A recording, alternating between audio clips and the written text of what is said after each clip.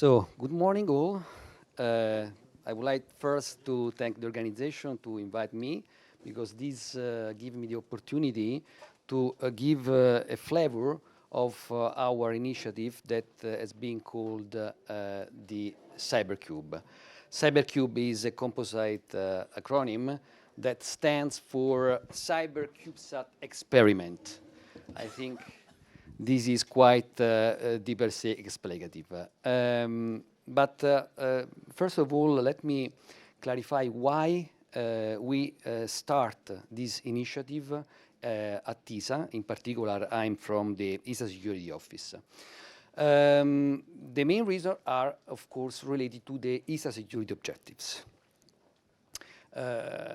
It is worth to say that currently our space infrastructure are critical infrastructure.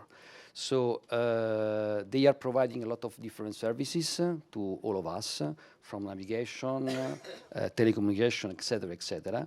And it is fundamental for us to protect properly this space infrastructure. And we have, in our mission at the ESA Security Office, two main security objectives. The first one is to protect the investment of our member states. You have to imagine that according to this year budget, the investment of the ESA member states is about 7 billion of euros, only for the 2024. So it's a lot of money that we have to use to develop our space infrastructure, but at the same time, we are obliged, in a way, to protect our space infrastructure. The second security objective is in relation to the protection of our image, because we cannot allow that our system can be compromised from a security point of view. And, of course, to protect properly, as I said, our space mission. These are fundamental pillars for us, and the CyberCube mission is targeting exactly this security objective, a way to improve in the future our cyber capability on board of our satellite in order to protect better our space mission.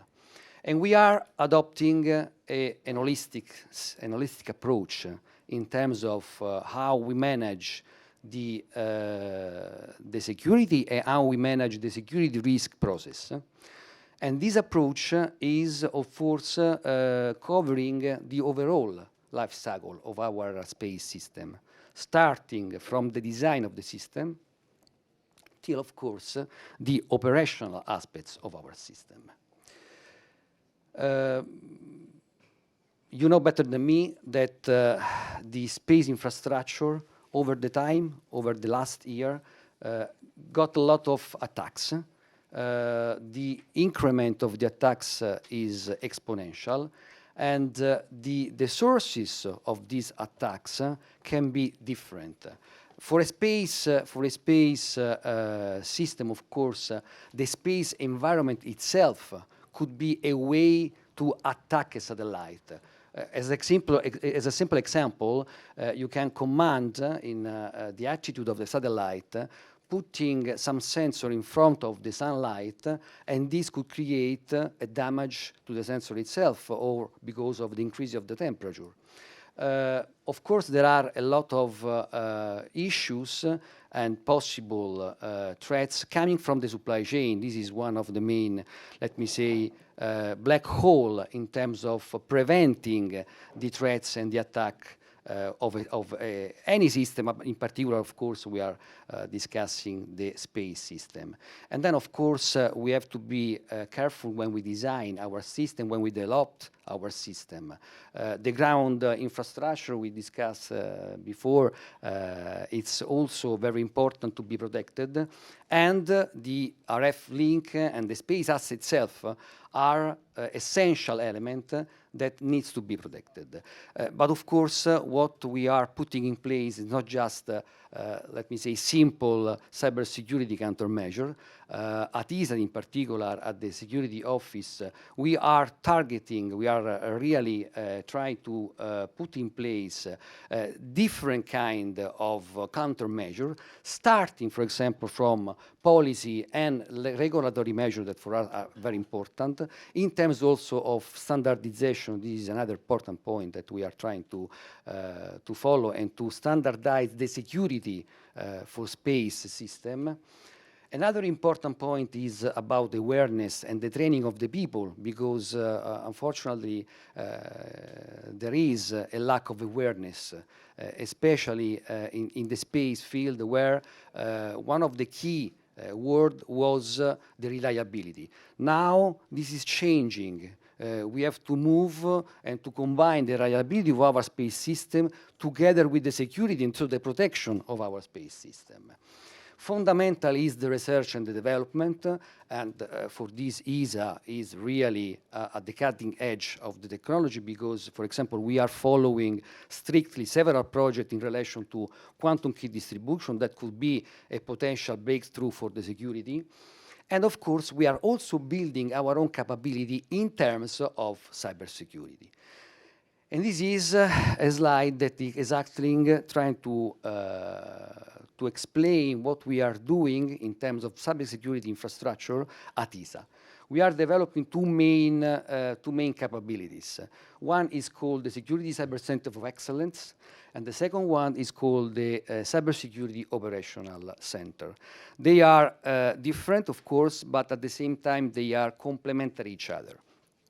The first one is trying to provide us the capability to really model a space system in a synthetic environment, and through this model we can try to understand the vulnerability of the system from the very beginning, so at the design stage, so trying to implement what we called the security by design. But at the same time, the Security Cyber Center of Excellence is also providing us tools like penetration tools to analyze the vulnerability of an operational system, so covering really the span of the life cycle of a system. At the same time, we are implementing an operational capability that we call CSOC. This capability will be operational starting from the next month, so we are quite proud that we can announce this. And this capability is mainly composed of some very updated technology in terms of cybersecurity, but at the same time is not a classical SOC, because we need to protect our space infrastructure. So in the CSOC we have included requirements that are specialized in the protection of space asset. And this is why, we then include and start this activity of the CyberCube. This is quite, let me say, simple threat scenario for a satellite asset, where we can have different kind of threat in terms of jamming, spoofing, eavesdropping, etc. And so the idea of the CyberCube is exactly to try to cope with this kind of threat scenario and to identify the best countermeasure that we can put in place on board of our satellite. So just to give you an overall idea and of what we are doing in terms of cyber resilience at the agency, the CSOC, so the infrastructure, the operational infrastructure, is part of what we call the Cybersecurity Resilience Program.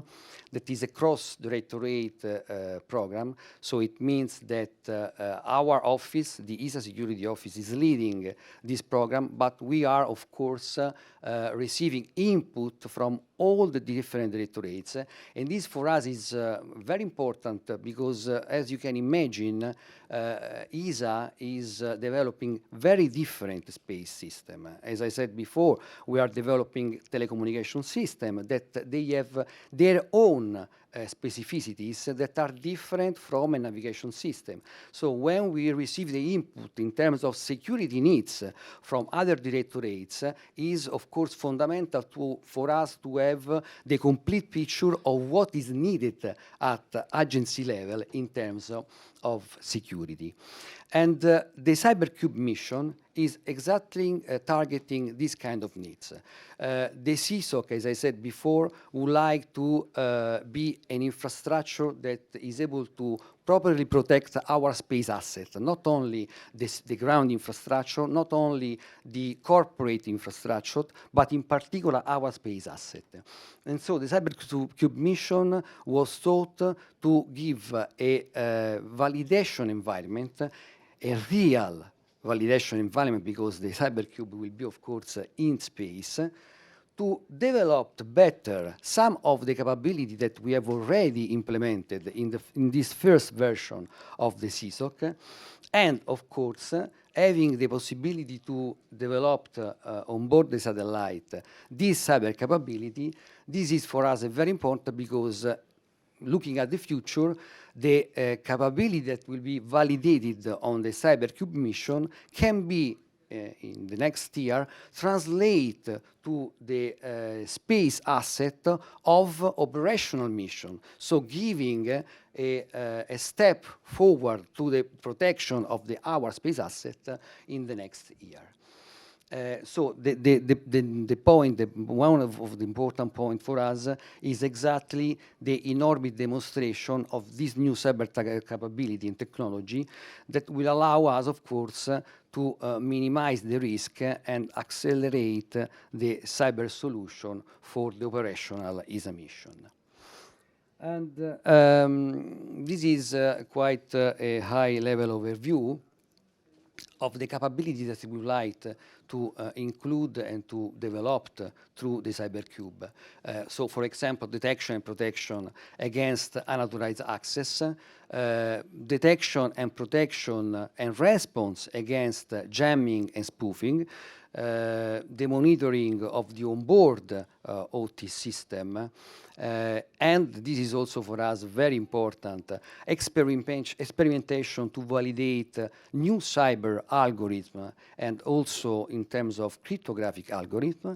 And of course, we want to have a synergy not only with the CSOC, but also with the other infrastructure that I represented to you before, that is the SCOE. So the SCOE could try to model the CyberCube space asset and try to identify vulnerability according to the configuration that we want to implement in our CyberCube mission.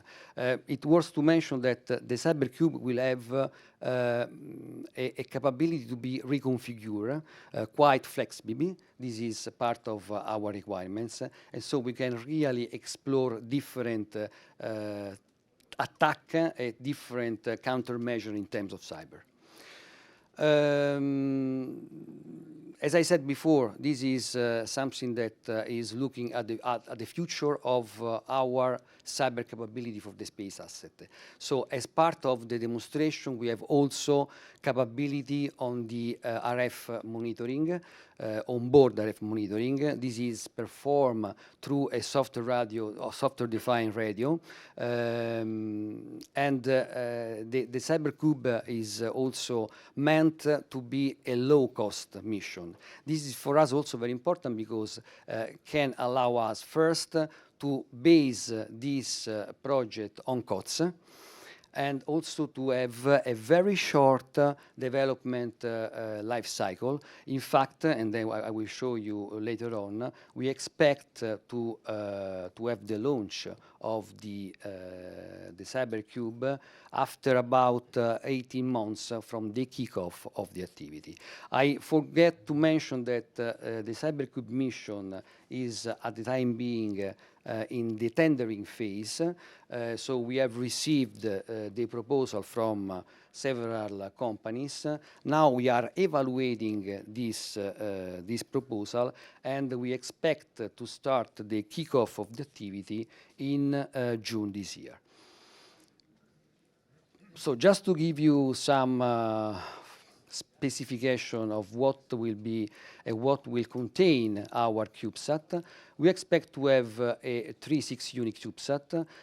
We put requirements in terms of orbit to be a sun-synchronous orbit. This for us very important because, of course, this will allow us to have the satellite several times during one day over our operational center.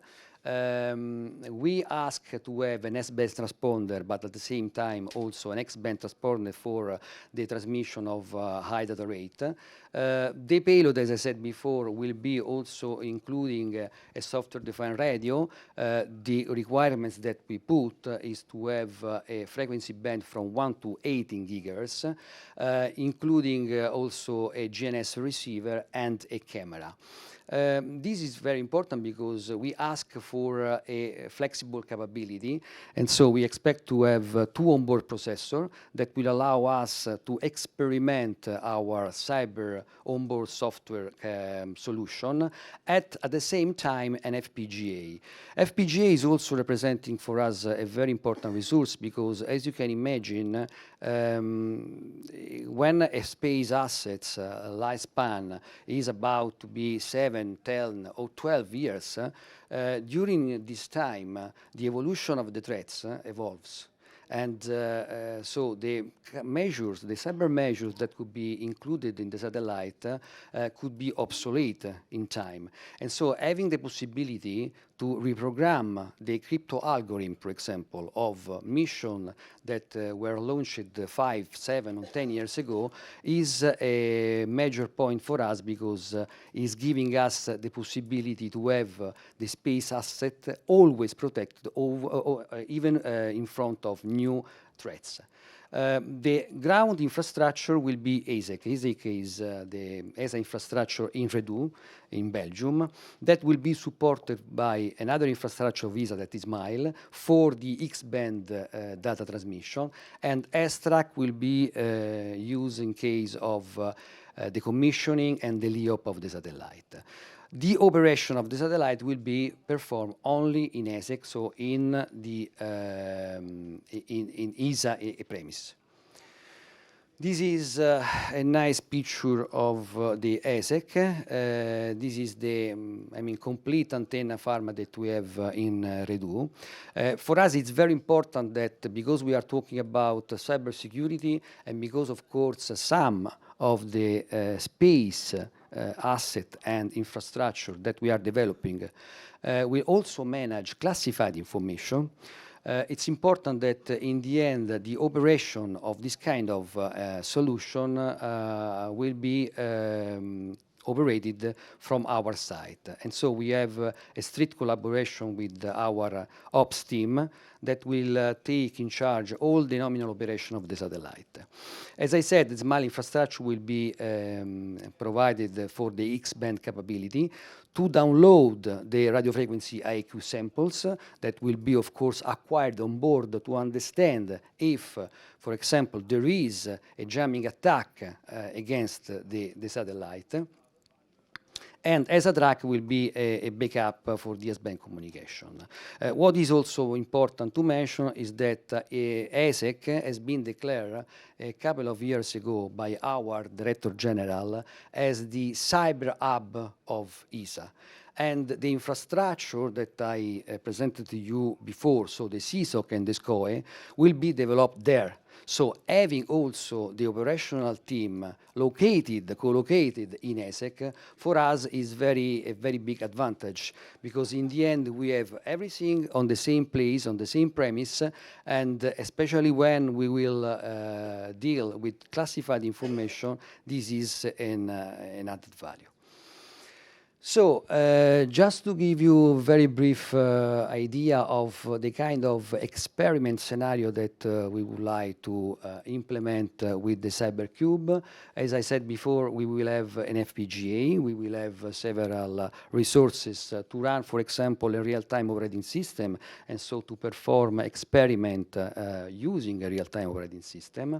But at the same time, we will have also a flat SAT. A flat SAT is a representative copy of the CubeSat that will be on ground, and so that will allow us to develop the onboard software cyber solution, to test them, and then to upload to our CubeSat.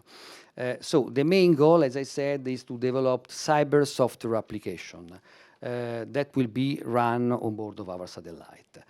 We will, of course, take into account not only the processing capability that I explained to you, but, of course, also additional data, like the data coming from the onboard data handling system, data coming from the software-defined radio, sensor data that, of course, will be available from the data handling, and the camera images. So all of this data will be fused together in order to get information if, for example, an attack is ongoing against the satellite. So just to give you some idea of the budget, as I said, this is a quite low-cost mission, so the overall budget was 1.9. We don't expect to develop dedicated equipment, so everything will be essentially based on COTS. In terms of timeline, as I said before, we expect to have the kickoff June this year, 18 months for the overall development and then for the launch. So we expect to have the launch the end of 2025, and then we will start immediately the operation and the experimentation. We expect to have at least 1 year of life for our CubeSat, but of course, most probably we will have more than 1 year. And during this 1 year, of course, we are ready to develop all the solutions that we'll believe can give us an added value for the protection of our satellite. The presentation is almost over. Let me just recall that because this is a new mission, space mission, every time we have a new space mission, ESA prepare a patch, so we will have a brand new patches for the CyberCube mission that you can get at our booth. We hope that this mission is the first of a series of mission in relation to the cybersecurity, because we really believe that with the evolving scenario of the threat, we need to continuously understand which are the best solutions that we could put on board of our satellite. So we expect really that in the end, this is a first step to protect better our space infrastructure and to, of course, provide to our stakeholder and to our user a most reliable space infrastructure. Thank you so much. Thank you very much, Massimo. Okay, so do you have any questions for Massimo before going through the questions on the app? Okay. Thank you. Key factor on cryptographic solution. I have a very pragmatic question. I think you mentioned a budget overall of 7 billion euros that ESA is managing. What is the part dedicated to cybersecurity specifically, if it's disclosable? If you compare to the 7 billion, it's not so much, of course. We are talking about 50 million. Okay. Thank you. Yeah.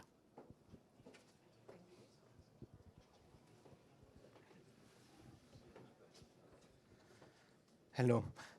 You mentioned before all the elements on the satellite that one could test and evaluate. What about the data link, the ground-to-space data link? Would it be possible to also to deploy some custom security and evaluate it? Yeah. We have requested, of course, a TMTC stack that is possible to be reconfigured. So this is part of our requirement. Of course, we have to understand if, in the end, the industry that provide us the proposal are able to perform this, but this is exactly the idea. So to have a data stack, a data link layer that is completely configurable. As you know, we are working with standards, so for us the standard is CCSDS. For the CubeSat, of course, there is another standard, but we would like to implement, for example, some experiment with the SDLS. I don't know if you are aware, so the Space Data Link Security that can give us, of course, the opportunity to test different algorithms for the protection of the data link. Yeah. Okay.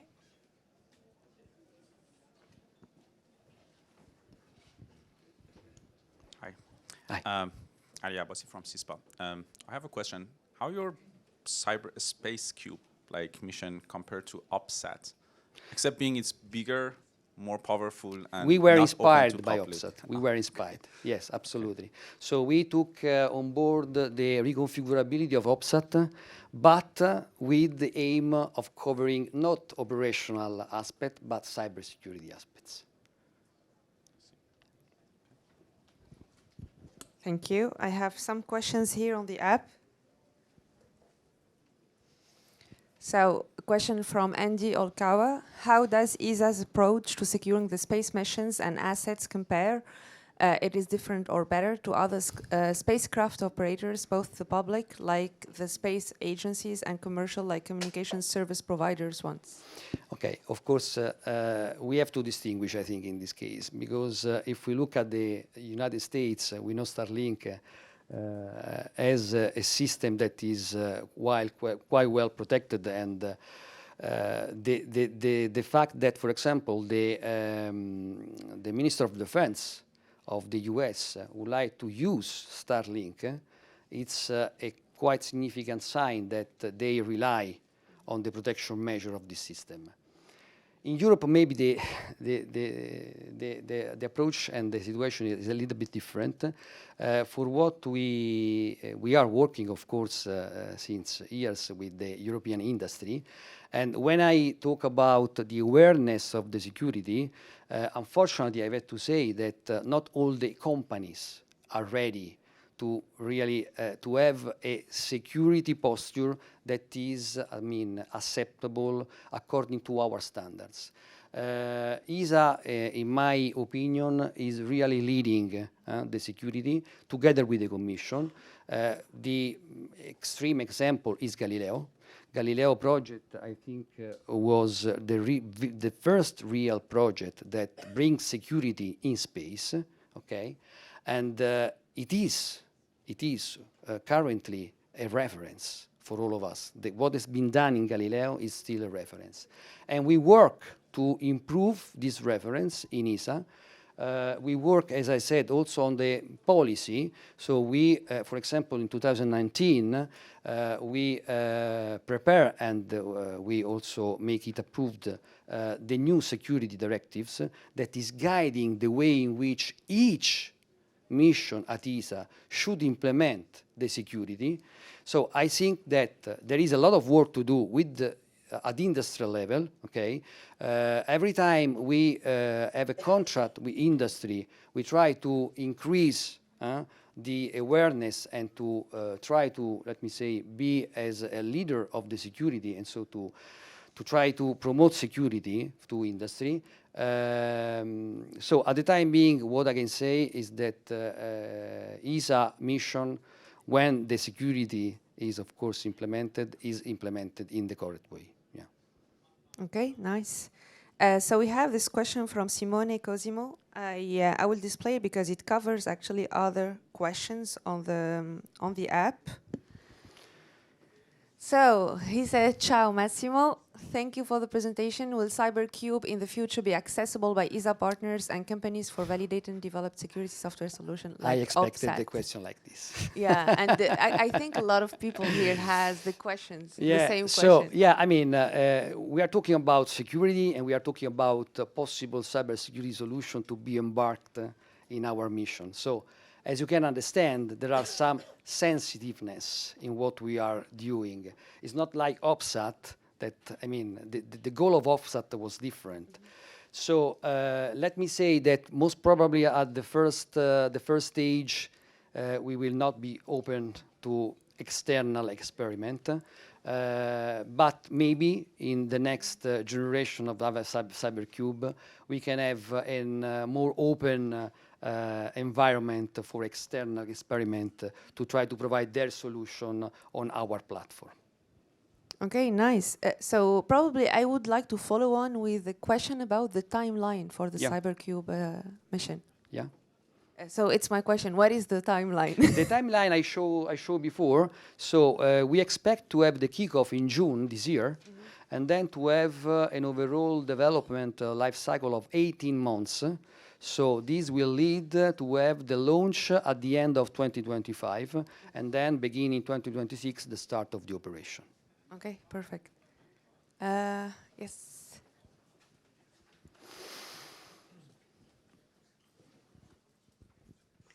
Thank you very much for the presentation. It was really very interesting. I have a question about the electronic components on boards. Sorry, Dee? I have a question about electronic components on board.